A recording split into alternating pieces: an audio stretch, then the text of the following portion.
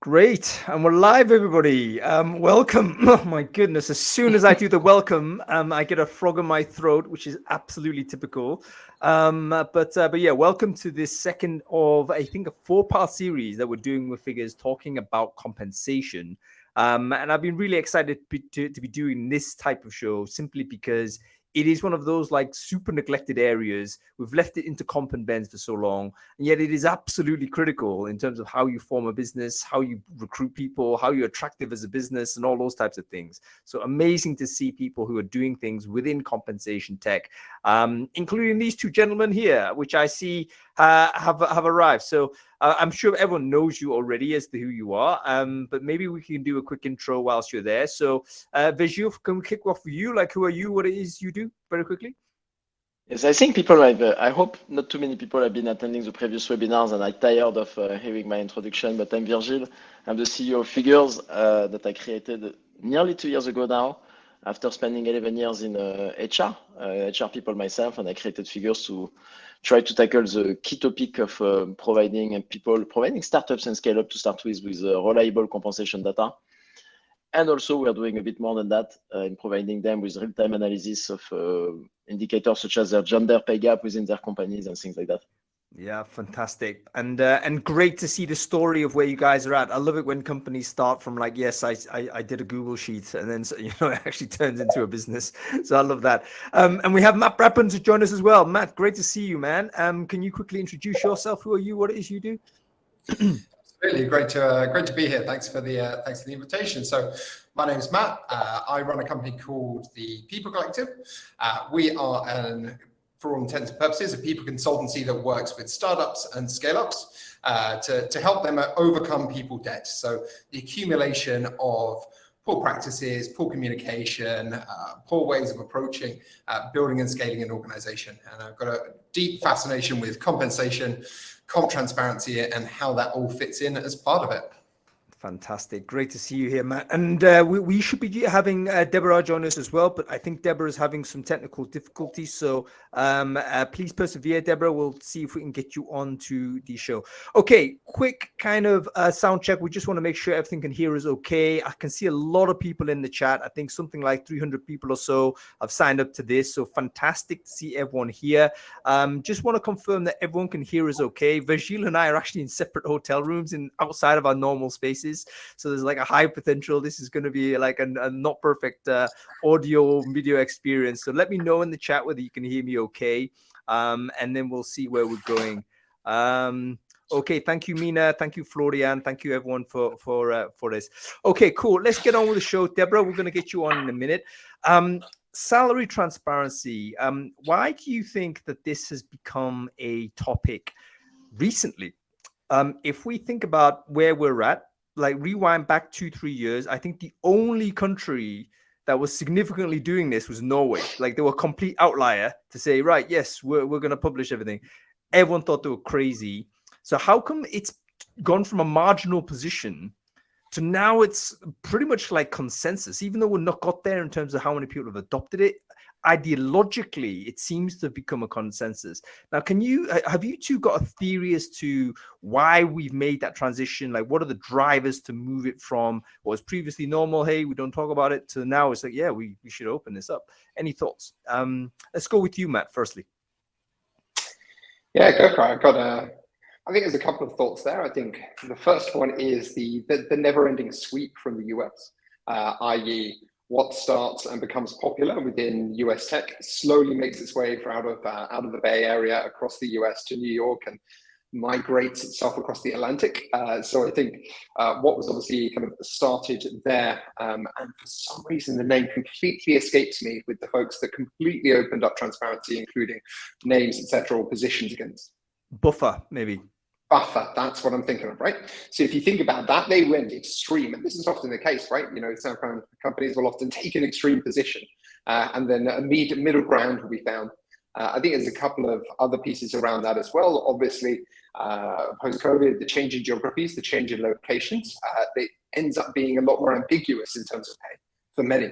So what do I get paid here? How does that relate to other companies? Companies are also setting up hubs with different spokes far more regularly. And I think thirdly, just equality. People want to understand, am I being paid equitably? And I think this notion of equality kind of underpins everything around this. Equality of kind of what the salary is when you come in, equality of looking at where you sit, how you're treated versus your peers. And I think the fundamentally that notion of equality, which has become a societal one, plays a big role in people's working lives as well. Yeah, very, very interesting. And I think I've got a lot of sympathy for the idea that the genesis might be these radical companies that, in many respects have are cultural innovators, if you will. And then, people either adopt them because it's cool or because of the amplification power that US organizations have. We all know there's like much more PR coverage. We all know there's, it goes into a certain sort of space and then it's amped out and everyone kind of wants to adopt as well. So very interesting to see that transition. Virgil, do you agree with that analysis? And like, how receptive are different countries to this? Because it strikes me that, okay, it might start in San Francisco this way, but hey, you're French, man. I mean, are the French not culturally resistant to what US companies do? Have you seen a sense that, okay, maybe it's like culturally there's an impact in terms of which countries more embrace? We already talked about Norway as another example. So they maybe independently have derived this. So maybe the Nordics have a different view. Any thoughts on the cultural variance of adopting San Francisco ideology, I guess? Yes, indeed. And I think like, to the contrary of what you just said, I think French people are not, can be receptive to US ideas and concepts. They can be, and especially as Matt was saying, especially within the startup scale-up ecosystem, right? There's a tendency, especially as founders create their company and want to move fast, they're looking at the center of the world when it comes to startups and scale-up, which is what's happening in the Valley, right? And they're like, okay, we're looking at best practices from over there. Sometimes they do that too much because sometimes they tend to take things that might not be applicable here. Salary transparency is clearly one where they were like looking at best practices from the Valley, but from Buffer and the like, and being like, that sounds cool, we want to implement it. But I think, and I do think this had a way bigger impact than like people looking at Norway and being like, I'd love to do what Norway is doing. I think it's way more onto the copying what's startup, like the startup scene in San Francisco was doing rather than Norway. But also I think a key point, and I agree with all points that were mentioned, right? Especially the last one by Matt, which is a push for more equality from people, and especially, I'm going to sound like an old person, right? By the young generation, because I feel like I'm part of the old generation now, is a lot more willing to discuss those topics. Like, why is that a taboo? Why shouldn't I discuss salary with my peers? Why shouldn't I ask for more equality and so on? So I think there's going to be more and more internal pressure on companies from those people to be like, why aren't we transparent? We need to be transparent. And the last point that we shouldn't forget is that there's a general push for more regulation toward transparency in salaries, right? More and more push from, like we've seen in California, I think the law is about to be voted to force companies, or has been voted to force companies to publish salary ranges on job ads. I don't know how long it's going to take. There's a similar law in a process in the European Parliament, right? I think when you look at a few years from now, every company will be forced to publish salary ranges on job ads. So regulation is going to be more and more of a driver. Yeah, I think regulation is definitely catching up with the zeitgeist, right? So I think sort of I agree. It's not coming from regulation, but basically it's coming from like people's sentiment and the desire to do it wherever the route is. And now legislation is dropping in to try and like, okay, we're gonna roll this out and like nudge it even further. And as you say, I get a sense there's like a pressure for companies that may have not prioritized this to suddenly now think, okay, what does it now look like if we don't do this? What are we inadvertently communicating something that we don't intend if we have a traditional salary structure? In fact, I'd be interested to know from the crowd on this. So people watching this in your companies right now, do you get a feeling there's a pressure to move towards salary transparency, even if you didn't necessarily have it as top priority? I mean, maybe you got other things to do. Maybe you're already well remunerated. We're not casting dispersions in any way, shape, or form. But do you now feel like, okay, crap, we got to do this? Is that the sense? I'd love to know. Let me know in the chat whether that's the case. Okay, so moving towards this, we've already cited a few key examples of organizations that have done this. These cultural innovators, rapid growth businesses that are young. So I think the maturation of the company is a big component as to how doable salary transparency is. Because if I was even a buffer or 200-300 person business, you know what, I think that's probably doable, right?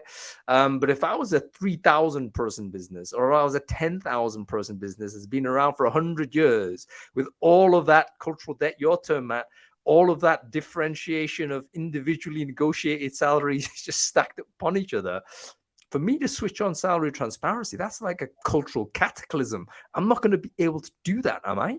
So tell us a little bit about your thoughts on this. Like, how do we do it if you're a more mature business? I mean, is it even feasible? Thoughts to go to you, Viju. You about to say something? Yep. Yeah, because I think there's a good point by Mina in the chat as well on this, right? Because we're talking about salary transparency, and often people think of salary transparency as like a binary thing, as either we're fully, completely transparent, or we're completely not opaque and not transparent at all. And I think there's different layers. It's actually a question we ask our clients. It's like, hey, Deborah. Hello. Sorry about that. It drove me crazy. I was trying to restart my laptop. Don't worry. Were you about to update software? I saw that the iOS thing sort of pop up before Honestly, this thing. I thought, do I press that button? I was close to going and buying a new computer. So.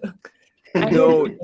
So I was saying salary transparency, there's like the way we break it down, right? And it might be a simplistic approach is you can be transparent on your salary philosophy, right? What's your compensation policy? Do you want to pay median of the market? Do you want to pay top of the market? What's your plan on remote, like paying people remotely? Do you align salaries based on location? Don't you? And so on. Then there's like salary transparency on salary ranges. And in fact, you're saying, okay, we might be paying our engineers or like our senior software engineers between 60 and 72K. And then there could be salary transparency on individual salaries, as in Deborah earned this much, Matt earned this much, and so on. So people can be freaked out by the full transparency. And I think to your point, mature company can be progressively transparent. And they shouldn't use the excuse of we can't be publicly transparent on all salaries as an excuse not to do anything. They could be transparent on policies. They could be transparent on salary ranges. Do we actually have industry accepted terms for the different flavors of transparency? Because it would be kind of useful to maybe have some definitional sort of agreement, wouldn't it? So like if we say full transparency, let's say that's the buffer example, everyone has, like, literally everyone knows everything.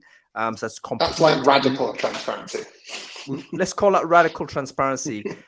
Pull it back one bit. What did you say, Virgil? It was like salary ranges. Yeah, salary ranges or models. You don't know individual salaries, but you can guess based on levels, based on team, based on role, what could be the appropriate ranges or the appropriate salary or something like that. The mechanisms, I think. There's actually one in between because buffer salary are public outside. So no, when I say salaries are public, say for example at Zephyr, our salaries are public internally, but I always make the difference between they're public internally, but they're not public, externally. Very true. I've seen the buffer model where it was also to the outside world. Okay, so let's get these things sort of arranged.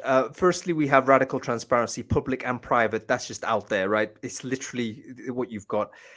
You're saying, Deborah, there's also a version where it may be as radical, but it's not public. So you don't necessarily publish jobs with that exact number of or that's out there. But as soon as they join, I guess, it's available for internal sort of awareness as to where it's all based. Maybe there's a range involved as a third sort of, probably the most popular thing I would imagine is going to be a range style, isn't it? Where, okay, you first need to level the business and you need to say, okay, level 1 is this range and level 2 is that range, and you have that type of thing. What other flavors might there be? Do we talk about like remote adjusted? Is that something that's worth talking about? Is that part of this? So there's a level in Paris that's different from a level in Hong Kong or whatnot. So we complicate it a little bit. And I guess we might need to vary also in terms of the law, right? Because the jurisdiction is going to be different in different places. So I'm if you went completely radical like Buffer does, then might there be a situation where the person has got like private information that's covered by law in some places that's suddenly now public, and Buffer's now exposed to some sort of litigation. So yeah, more complicated. But let's do stop press because we have not introduced Deborah. Deborah, great to have you join us. Would you like to quickly introduce yourself to the crowd? Who are you? What it is you do? Real quick.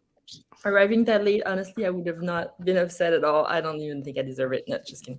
I am Deborah. I'm people lead at Zephyr, which is a real estate startup based in Paris. We have people all over France right now.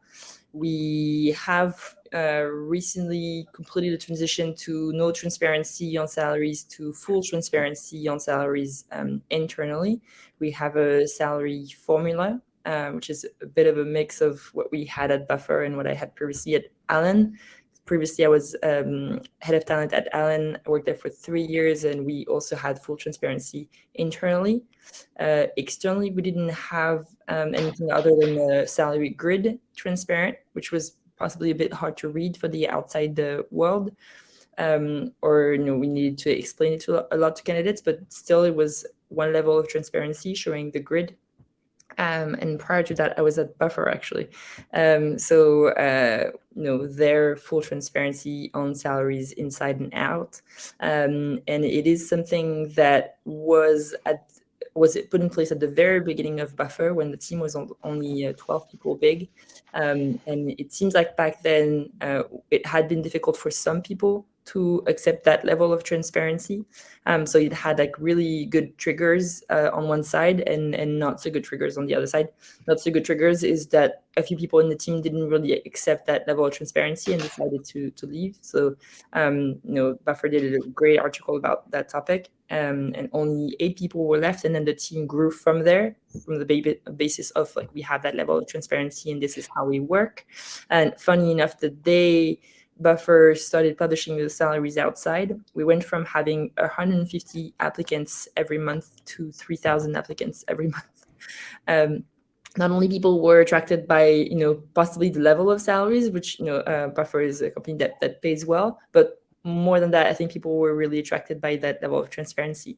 And so on my end, for the last, I guess, 8 years now, I've only been in companies where salaries are transparent at the very least internally, and I don't think I could go anywhere where that's not the case. So that's very interesting and great. You introduced so many interesting ideas, one of which I want to just follow up on straight away, otherwise I will forget it. But the companies that maybe have been the early adopters of salary transparency may have been ones that have already had like a high percentage of their revenue devoted to compensation, so they're already feeling confident. You can imagine there's other companies out there, many organizations out there, most of them are average, right? I mean, if we think about what the numbers mean, most of them aren't paying top level, and there's got to be 50% that pay below. That's how it works. So what do we do with that? I mean, is it a case that, yes, basically it's a little bit like a virtue signal for the companies that already make tons of money? It's easier for a highly profitable business to do this. And actually, if you're struggling, you're a company just hustling, working hard, trying to do a fair thing, but you just can't comp the level that your competition can do. Actually, this is going to be very difficult. I can imagine a lot of bosses out there will probably be thinking in this way. They'd love to pay more, they just can't. What are your thoughts on this? Matt, you've been nodding your head vigorously, shaking your head vigorously. So let's go with you on that. This is such a thing I see. I think the way that we break it down, like I often see it broken down, is frustrations come through from employees saying I'm not paid enough for my role, or I feel that so and so is getting paid more than me, and that's unfair because we compare in that position, right? But actually, for those companies at 50% or less, or in fact any company, Virgil touched on this already, having a clear philosophy, being able to state out, this is why we pick these numbers. These are the numbers or the percentiles that we've picked. This is what we're able to do at the moment. This is what we would love to be able to do in the future, maybe, based on certain growth pathways. This is what we're going to do internationally. But just communicating it counts for so much. I've seen companies who certainly pay at the 50th or below still be able to attract very good talent, still be able to grow, still be able to continue on their own journey. But they're able to do so because 50% of what goes into someone's decision is how it was defined. Is it equitable as much as it is the pure number itself? And I think that those companies where they feel that they've got a good opportunity, where they've got good managers, where there's trust, where there's transparency, now accounts for far more than just the pure number in many industries. And that's what we're seeing like day in, day out for the last 3.5 years of doing this work. Yeah, so basically, I love that, Matt. It's not so much. I mean, the numbers do matter, but it's not necessarily the only thing. Particularly if you have a narrative around it, you can explain and justify what those numbers are, and maybe you could introduce ideas of making those things adjustable. One of the things that I think is maybe an interesting way for companies that are currently paying below market average based on business performance, etc. But maybe they tie sort of increases of compensation based on like business performance to say, look, we're in a hole, we've got to do this, this is a tough market, we've been caught in the hop. However, our salary adjustments are going to go on this track. So if our revenue increases at this level, actually everyone gets this. So it's more like you're aligning your business performance with the rewards that you're comping back to your staff, rather than just have a static fixed cost that is decoupled in many respects from the business reality, right? I mean, I don't know if we've all been recruiters before. I think we might have done, like working agency style, right? That's actually a classically closely aligned compensation with business performance, right? I mean, basically you're in there, if there's a terrible year of the business, everyone is suffering. You have a company has a great year, generally speaking, everyone's floating high. So like, will the push to salary and transparency, will that kind of reintroduce more like variable rate pay in order to sort of help companies control the risk, I guess? I mean, thoughts on this? Sorry. Go ahead, Deborah. I was just going to say, I think it's worth looking into how the salaries are built. And what I've seen is that a lot of companies tend to have a level grid. And I would say that's going to be the thing that makes salaries vary more. And what I find interesting in the process, that people are able to project themselves into, this is the next level, this is what it looks like, and this is what I would be paid if I was at that next level. And not that I completely agree with Matt. I don't think the numbers really matter, but it does give some projection into, this is what my future could look like. And so I agree, the future of the business and the variable salaries and the effect of the business doing well will matter there. But I don't see it increasing so much the percentage of the variable salary over the overall salary, more that possibly increasing the number, like the amount of equity that's given to employees, and their ability to tie the performance of the company to their level of equity over time, stuff like that. So very interesting. And Virgile, you were very much like shaking your head. So I'm reading your body language and saying, Was this I? ain't happening. Yeah, you were. No, I'm a big believer that variable pay is progressively moving away in most cases, right? I don't think that's mostly, it's not seen as a key driver for people. And I think that's the key trend that I've been seeing in the past few years. And also I'm biased because it's also something I deeply believe in. Less and less people are driven by variable pay. It's often a mess to set up, update, measure. It creates a lot of tension. And the way I see it is that outside some specific roles, of course, sales, or maybe some company executive roles tied to business performance, because they're supposed to have the biggest impact, variable pay is moving away. And I see more and more companies moving away from it. You know what? It creates too much burden. It's not attractive to people. It's a mess to manage. And yeah, I don't think variable pay, while it makes sense, overall, I see many more companies moving away from it. Very interesting. So you're basically saying is that the implementation difficulty of actually making it work is a big impediment, but maybe also from an employer brand perspective, people aren't interested in it. They want to have a little bit more clarity, and this is what transparency is, right? It's another way of reducing ambiguity. To say, right, this is exactly the compensation. So any variability on that may be a bit crazy. That's very interesting. To your point, one point on this, Hank, if I may, because now I feel confident interrupting you. I wasn't in the past. You see, my confidence is growing the more webinars. I got nothing important to say, man. You go ahead over the top. I have no issues. No, but on the point that we were just discussing, like the employer branding part, right? I think Deborah mentioned like a 20x increase in application from 150 to 3,000. Maybe those numbers can't be replicated for any other company. However, I still think the way I see it, that transparency in pay is inevitable, at least not the radical transparency we discussed about, but like transparency in salary ranges. Once again, I think a few years from now, company will have to display salary ranges on job ads and be more transparent internally and externally with that. So it's inevitable. Now, I think there's two options for company. Either I'm waiting to be forced to do it, and I'll be part of the followers, and part of the laggards, right?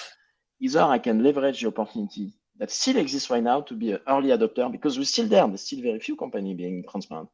I leverage the opportunity to be transparent about my compensation policy, like Matt was saying, of explaining it well, doing so, and I guarantee any company doing so right now will benefit from it from an employer branding perspective, even if they're not paying top of the market. I guarantee that. There's still a window of opportunity for companies to be more transparent and to benefit from the employer branding boost. And if they don't do it now, they'll have to do it further down the line, and they won't get the employer branding boost that they could get right now. Yeah, so that's very clear. That's the. I think a lot of people would agree with you on this, Vijay. I don't think that's controversial.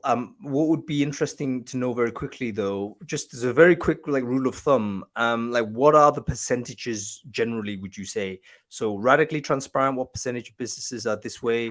The ones that have some sort of salary range, what percentage are that way? What percentage generally are still pretty much traditional? Any thoughts on this? Like very quick numbers. Don't have to be scientifically accurate on this. So what we see it's interesting. So we have some number on this because in figures we've asked our clients for the past few months the level of transparency they have, right? And we have data from like 370 companies now. So on your question, we see that we have 30% of our users. So there's a bias there. Let me start with a bias because some companies choose not to answer our surveys, which most often are companies that are not transparent. So they choose not to answer it, right? So there's a bias. Those numbers are probably higher than the real truth on the market. But still, 30% of the companies that chose to answer our survey said they're transparent or salary ranges internally. And then we have 11% of those companies as answers that are fully transparent internally on salaries, right? So individual salaries within their company. So I think it's a high number. Once again, I think it's much higher than the general market. But still, this is interesting. And then we have some interesting breakdown per company size and per location. But overall, 30% of our users that answered the survey, 370 companies, once again, said they're transparent internally within salary ranges or the methodology for salaries, how salaries are being calculated. 11% are transparent on individual salaries internally. Yeah. I mean, I think that's really interesting research. But I take your point. It's also like there's a bias there because obviously people sensitive to messaging from figures, I think are probably already pretty much at the leading edge of like they care about it enough to think about this as a service. Whereas most companies are kind of just, they've got big comp and bends teams, right? That's how maybe there's a sign. So in other words, how big your comp and bends team is, does that in itself indicate a lack of transparency? Because theoretically you should reduce that number of people doing that job if you are completely transparent, right? Am I right or wrong? Is that a decent signal? I don't know. I think major investment banks have major comp and bends teams. And actually, if you're looking at salary grids, it's relatively easy to understand what one investment bank pays versus another investment bank that pays, right? I mean, I'm being facetious picking this industry because actually it is more structured than many. And of course, there's a gigantic rate of variable pay, which gets attached to this as well. However, gigantic, large comp and bends team, et cetera. And to your point around like, can older companies, more traditional companies, move to an approach with this? I would say that your consulting, your investment banking have actually been doing this for many years, and actually it's almost that salary bands have kind of come full circle from being deeply uncool, so to put it, for a period of time, to going back to now being de rigueur. And being something that companies are moving towards, but for better reasons this time, as opposed to what they were in the past from investment banking, which was just to aggressively compete with each other and hold the market. But Well, that's quite right. I mean, public sector is quite famously, salary banded, and I think in the UK at least, I'm pretty certain, most of the defaults anywhere would be public sector sort of roles will have numbers on the salary, numbers on the advert, so that. So yeah, it was previously uncool because of it was generally perceived not to be high salaries in the public sector. So it was generally perceived, oh, there's a barrier. So what about the argument that actually salary banding and salary transparency will ultimately have a depressing effect on the salary rates? Because, hey, if I had a percentage of people that were negotiating hard individually every time, on aggregate, that may sort of elevate the thing faster. Whereas if I say, hey, I'm fixing the band, right? I'm reviewing that once a year, max, right? So are we accepting as a society a little bit more transparency in exchange for a degree of depression of the top level? Thoughts on that? Matt has thoughts. I want to hear Matt before I might jump in. I'd actually want to hear from Deborah. Can we hear from Deborah on this? Because I think she wanted to say something, I think. So go ahead. Yeah, I just I actually had the other round. I think the salary transparency tends to allow for companies to need to benchmark their salaries a bit more so that they can justify and can, I guess, like fight against other companies a bit better. And then what I've seen is that and obviously we are Figures users. And amongst, I guess, a group of people, we've realized as well that because we were all looking at the 75th percentile of salaries on Figures and trying to match that we would end up having that percentile be the 50th percentile. So I would actually say that it goes the other way around, and that we end up with that being in a position where the market has a better understanding of what's happening, and that talent can fight with the more information. So yeah. Actually, Virgile, I wonder whether that's actually, you can verify that. Can you see an inflation of salary rate for Figures users before and after? It's actually a good point. It's one of the topics we're looking at the next. So looking at the next few weeks, now that we have more support on the data side, we'll be looking at market movement of Figures users, including have their positioning and increase on the market after they use those figures, have their gender pay gap decrease by the users figures, have we increased fairness by the user figures? So hopefully that's data we should have in the next few weeks as well. I'm expecting, I do see, talking to people, I do see the same effect that Deborah mentions, like especially there's very few companies willing to benchmark their data below the 50th percentile. So at least they are comparing to 50th, 60th, 70th, 80th. So then there's a self-fulfilling prophecy of a market being driven a bit by every company's targeting a bit higher. One thing that's quite funny about that is that I had the question internally because we published what we chose as the 50th percentile and 70th percentile. And one of my team members was like, if we're benchmarking against the 75th percentile, why are we not doing it for all of the roles? And kind of come to think of it, and Virgile, I'd love to hear your thoughts on that as well. But I realized that the data that Figures shows, for example, will be for all companies. And so it's, if a company pays the 75th percentile for a salesperson, it doesn't mean that they also pay 75th percentile for a customer care person. And so because you're not looking at how one company pays, if you're going to benchmark and do the 75th percentile for all of the salaries, then all of a sudden you're competing to get the best talent in absolutely all of the areas, which might not be something that you're willing to do if, say, your company is not so much driven by sales, but they're more driven by design. I think it's also a company's choice to decide which roles they really want to get the super top talent, and then where they just have an influx of of talent already. And I think naturally a lot of companies do that. I would say a lot of very fancy, say luxury brands, they tend to not pay top dollars for creative talent because they already get such influx of those people coming in to apply and join them. So yeah, I think that there is something to think about in terms of which roles are the ones that you have a hard time finding and the ones that are key drivers for your company before you choose to all go for 75th percentile for all of them. How very interesting. And that obviously adds the complexity in your business, doesn't it? Because it may well be, for instance, that you struggle to hire a particular function, and you end up overpaying. So you reset your bar higher for that group to try and comp for reasons why people might want to join you. There's a really interesting article that I think is going to go into Brain Food next week about sort of companies that have malignant brands. Right. So you know, like I don't know, tobacco company or arms manufacturer or something of this type. And you know, they just struggle to attract a certain demographic of person. So you overcomp for people in order to attract them. And at the same time, you probably are not necessarily paying for the best. You're just paying a higher number.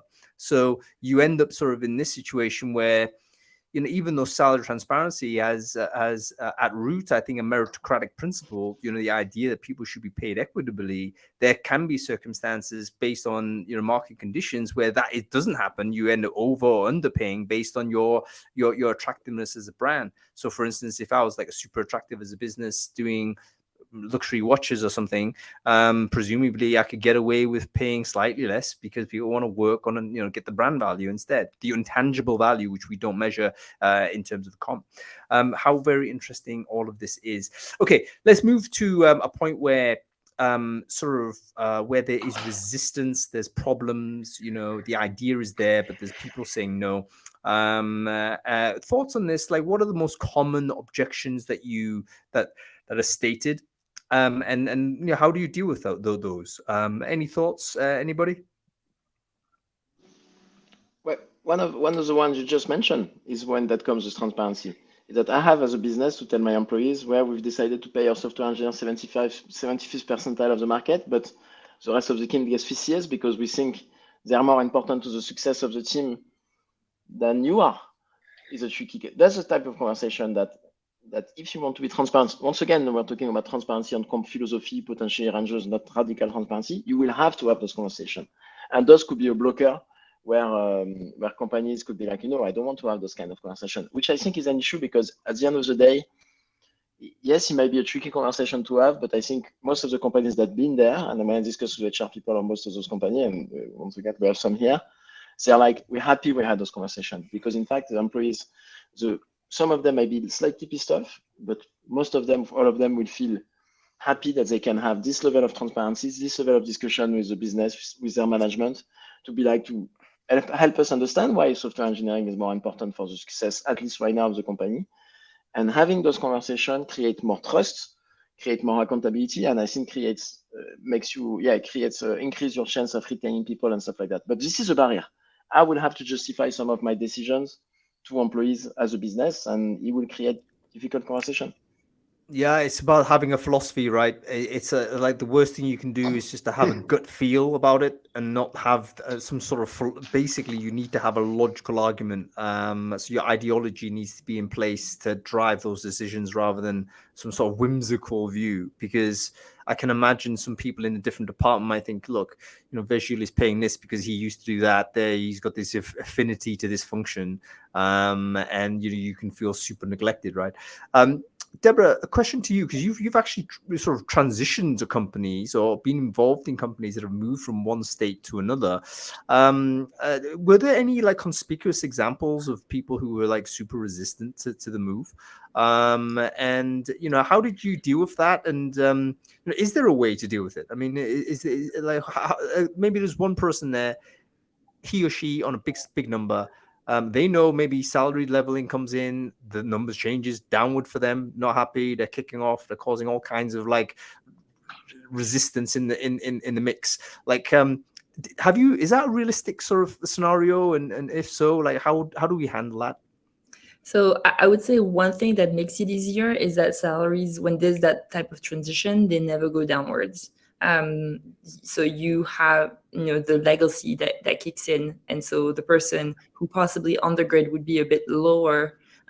If they're a bit lower, that works. If they're too much lower, that doesn't work. I'll tell you why after. When you transition, then the person keeps their salary and they, you know, catch up with the grid or with the salary formula over time.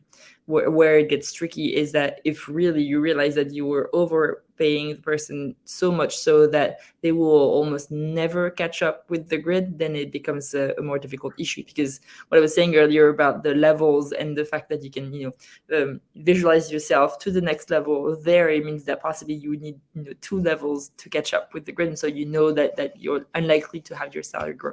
People can take it different ways, because some people would just be grateful that I guess they realized that they were being slightly overpaid, that they negotiated well, and that that it's fine. Other people might think like, if I have no perspective, then I'll just get out. But I think that element really makes it easier when it comes to transitioning from non-transparent to transparent, is that most people are just excited that some salaries are going up.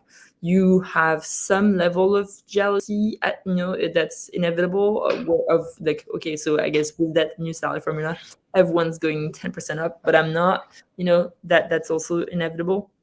So I think that transition is super important. But what I would recommend against is making the formula so that it fits your salaries. What I've seen companies do is that they try to make the salary work for the existing salaries because they're afraid of having those conversations, where I just don't think that makes sense. I think it's okay to have one person who's just way overpaid for a while, and it's better to have that than to try to have something that matches so that everyone's happy. So.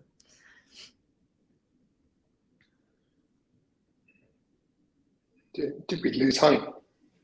I think we have always been very stoic, but I think we've lost him for a bit. Mic drop. So go ahead, Matt. Go ahead, Matt. I'll try to moderate, not as well as Hung. You can moderate. Oh, good. Yeah, I was going to say, I agree with Deborah on that piece. I think to Hung's initial point, it's kind of like a root cause of the symptom you mentioned, Virgil, was like fear of loss. Like so much, particularly within tech, particularly within a hiring market which has very little elasticity in it at the moment. Everything is very, very tight, and it is hard to hire the top talent.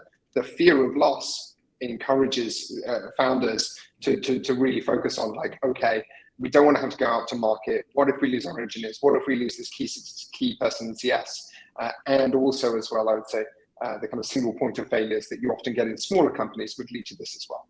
So you often have that one person that has all of that company knowledge, and the fear of losing them is too high for them to kind of think about this. So yeah, we see that as probably the prominent worry or kind of problem case. And how you were saying also about like the objections that people have, that's actually one of the first ones that I usually get because I've also worked externally with companies and helped them transition into a salary grid. And most of the time when I try to explain it to managers, so I work with founders and then go into talking with managers and working that out. And then a few first things that managers say is, so wait, the grid is there, fine, but that candidate asked me for like 5K more. You mean I can't give them that? I'm like, no, that's how a grid works. You can follow the grid, otherwise there's just no point in having a grid. So the fear of loss that you described, Matt, is interesting also, in a recruiting perspective. In my experience, honestly, it depends on how high the grid is, but we rarely, at least in my experience, say for example at Allen, we rarely had candidates loss in the process because our salary grid didn't match their expectations, because a lot of times they didn't match their expectations, but they were looking for something else. And so it wasn't a 5K difference that really cut the deal entirely for them. They saw everything else that they could get, and so they kind of worked along. One thing that also worked out is when you have a grid, if it's too rigid, then it can be a little bit tricky to accept. So some companies do a salary equity trade-off. And I think that's just the best way to kind of get out of that cycle of like, that person has a cost of living that's higher. So how do I deal with that? They have 3 kids, et cetera, is to offer them a way out, but one that's already built into the grid. So salary equity trade-off, where you say you have less equity, you get more salary, then, as long as it doesn't destroy entirely the amount of equity, I think it works out quite nicely so that people find, what they want from the grid. So Yeah, very So, interesting. And in fact, the comp and bends might actually increase because the complexity of the offering might also increase as a result of having more of this grid system, right? In the sense that, you have a grid system, you want to be competitive, but you can offer trade-offs. So you can offer, hey, listen, this is where we can get you in terms of the number. However, maybe you can take extra holiday or something, or maybe here's some other stuff that you can do to cover the sense that so you're thinking more in terms of total comp. So yes, comp and bends is still a career. Great. Okay. Let's talk about sort of the I want to loop this back to the last conversation that Virgile and I had with regards to gender variation. And we talked about sort of, okay, do men and women talk differently about salary? And oftentimes that conversation is occurring at point of negotiation. But one of the things that's occurred with salary transparency is that negotiation kind of evaporates, right? Like the hiring manager doesn't have any cards to play, right? They don't have any leverage. It's like, here's the number. It's like calculated. And similarly, from the candidate point of view, they might know very, very early on in the process, much earlier than it would be in a traditional recruiting process. In traditional recruiting where salary is opaque, like your performance on interview actually will vary the offer, right? You might get lowballed or you might get highballed. Or you don't know. It's all that crazy ambiguity. But here, right from the beginning. So would you, so directing this to Virgile, actually, because I know you've done research on it, can you see any more gender equity for companies that have gone down the salary transparent route? Yeah, so in fact, we discussed this last time and discussed this a bit previously, but we're yet to fully, I don't communicate any precise numbers until we fully validate the methodology, but we have strong insight from the same survey that we have, because we have, so from 370 companies now, their level of transparency, but we also measure their gender pay gap and things like that. We have a clear indication that transparency seems to be lowering the gender pay gap, which is one of the reasons we started that survey, was to prove that hypothesis. We're yet to fully validate the exact number and the force, but we see a clear trend in there, and which is not surprising, because once again, transparency brings accountability, and which should bring the pressure to actually fix the gender pay gap. And I think it also removes a lot of management responsibility, which, when you think about it, maybe their managers would be happy to get rid of, right? I mean, managers listen to this. Like, do you enjoy having retention conversations with your team, for instance? I mean, what do you do if someone says, "Yeah, I'm resigning, give me 10K more"? Like, would your life not be simpler if you simply said, I can't do that? Like, it's literally, it's a system at this point. It's not up to the individual manager to start fiddling with the P&L. So, yes, there's a loss of power, but there's a lot of the horrible bits of the job have gone, haven't they, from manager side? Matt, your thoughts on this? I think that will still exist. I think for a while, people will still ask those questions, even if they know that there is a grid, if they know that there is something, if they believe they can leverage a top performer position. Yeah, I talk about them specifically because they're the folks that will try to do that, right? But I do agree that hopefully, and I say this more with hope than hypothesis, it will enable people to focus more on career development conversations and actually helping the development of people over time than it will do the focus on traditional performance conversations, which, decoupled from pay or not, always end up being coupled to pay. And the focus of those conversations is, how do I get paid more? So instead of it being, how do I get paid more? I want more pay. It should be, right, this is what you're doing really well. This is what you're super strong at. This is how I'm going to help you improve. And that's how you get more pay. And that, for me, it should be the positive shift. But it takes a lot of work for companies to get to that position. I'd say that's actually far harder than getting to a salary transparency position. I completely agree with Matt here. Having someone come to you and say, I need 10K more, just because, I want it, just, oftentimes is, such a tricky conversation to have, because it comes from a place of, emotions, and it's a it's not like based on much, especially if there's no salary transparency. It's not even based on I'm paid like less or more than that person. It's just like I can get more in another company that just had an offer. Such painful conversations. Personally, I really hate them. I think it's just so much nicer to have something that's set where, even though it's not perfect, because it will never be, level grids are never perfect, and they're not even meant to be, in my opinion, but still it tells you this is what the company values.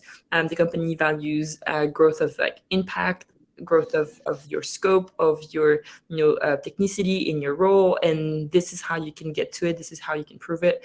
And honestly, I think that those conversations are just like so much nicer to like know that if you improve that and the company has a fair system of assessing and reviewing your level on a regular basis, then you will get to a point where what you want, which is the 10K, will come, plus with the knowledge and understanding that you've also grown as a person in the company. So.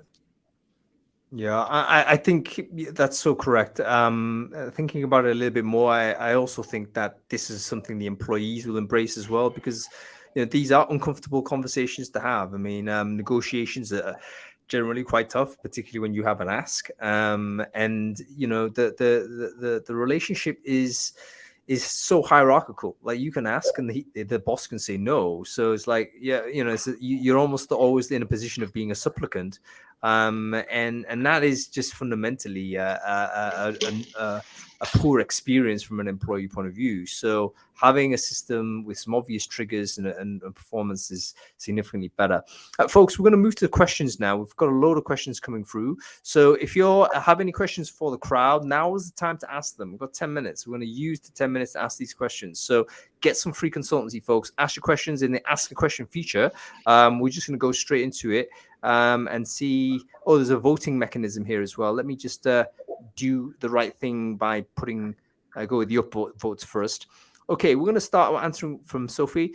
Sophie saying, okay, how do we combat pushback from individuals who don't want their salaries published? And do you see a trend with different generations? Okay, how do we actually, Deborah will go with you on this. How do you deal with that particular individual that said no? Like, is there a technique? Honestly, if the person really truly said no, I think I would just like try to find a way to leave them aside. To be fair, it's actually never happened to me before, so it's a really tough one. What I've found is more managers thinking that somebody in their team could not want that, but then it never happens. So I've not really seen this, because I think that people do see it, as we were saying before, as like something very, very positive. I think it's okay to try to exclude someone from that system if they really don't want to be part of it. I would really focus on that. For example, if there's say like public transparency. So for example, during my time at Buffer, everyone had published salaries, but I know that in the meantime, in the last like 5 years or so, a handful of people have said that they didn't want their salaries published externally, and so they've been excluded from that. Internally, I find it a little bit more tricky, because if you want to, like, say, work on like reviews and you need to have peer reviews, how do you assess the person's level if you don't know what their level are? Like, I've thought of that, and I really didn't like find a nice way to try and find a solution for them. I think we might have lost Hang a little bit, but I'll say this one though, is that you have not seen it, Deborah, but we have two of our client companies that actually were on the transparency on salary grids, wanted to go towards full transparency, and polled their employees, and they decided not to go towards it because there was too many people who say no.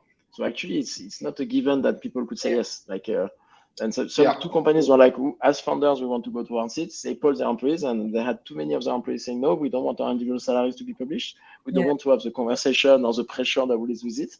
They decided not to go towards radical transparency, as we call it. I think it's a very tough kind of cultural choice to make from founders.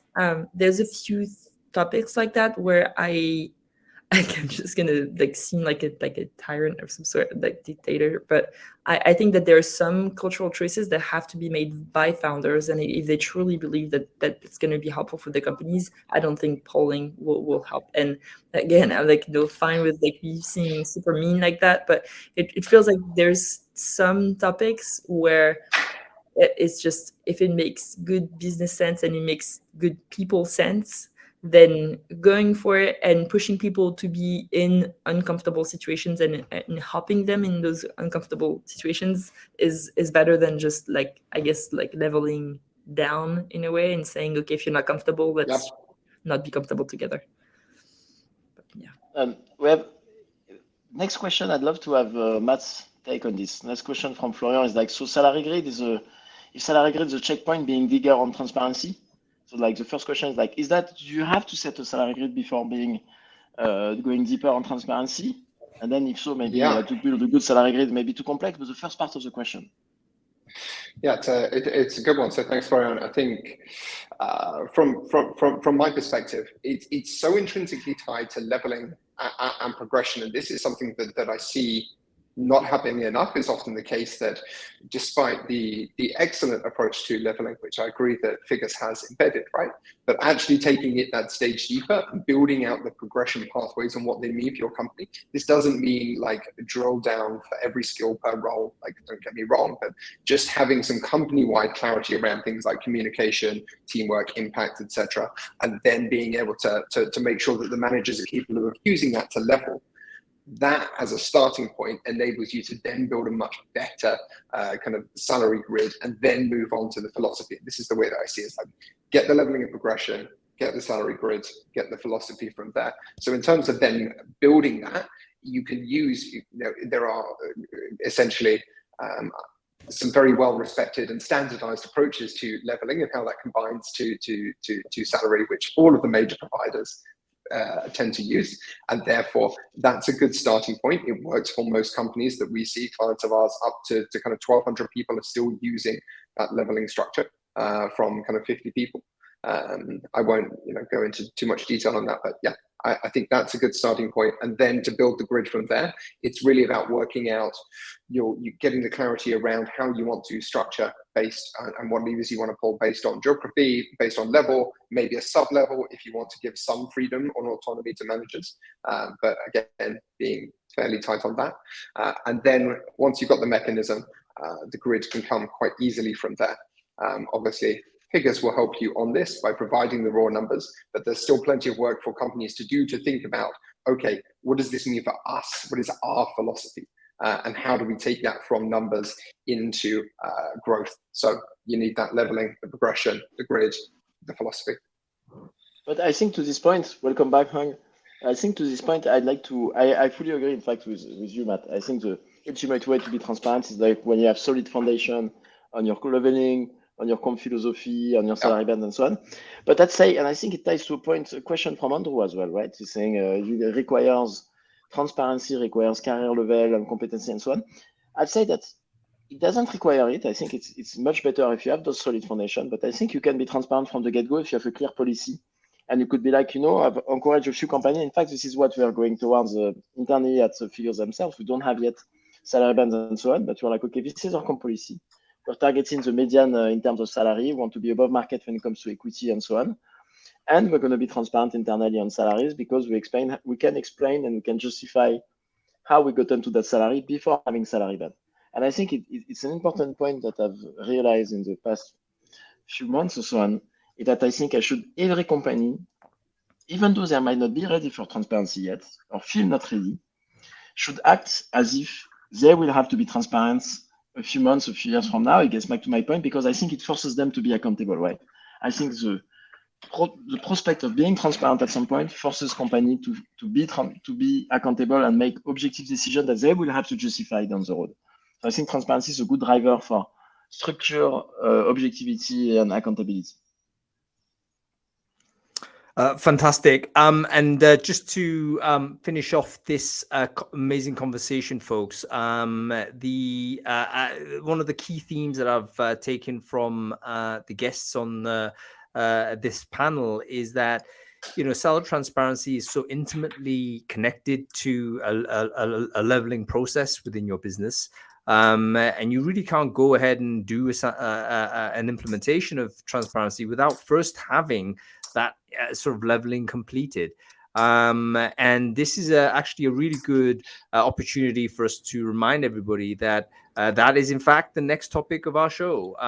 So we have another a webinar, I think in 2 weeks time, Virgile. I can't recall when. It is in 2 weeks time, indeed. Yeah, in 2 weeks, and we're going to do an introduction into leveling. So for the people who are thinking about it and they're kind of thinking, oh great, it's another thing to try and do, well, guess what, we're going to dumb it down for you, and we're going to try and find a way to say, look, here is how you start from zero to a point where you have some sort of way to organize the roles in your team, and that basically is going to give you the foundation to move towards a salary transparent position, whatever flavor it is that you find most suitable. So I don't know whether we've actually got the link for that next event, but I wonder whether Nicolas or Megan, you can share it into the chat stream there, and then make sure if you're interested in this topic, folks, then feel free to. Oh, there you go. Thank you, Nicholas. Go ahead and just subscribe to that, register for it. I think it's in 2 weeks' time, and we're going to have another show like this, and hopefully we'll get as much value from that as we have had today. Anyway, listen, thank you everybody for listening. It's been a wonderful education. It always is for me on this. This is a really eye-opening, and I think it's certainly encourages and gives people motivation to go ahead with this initiative, which is soon become consensus, is what we've all agreed.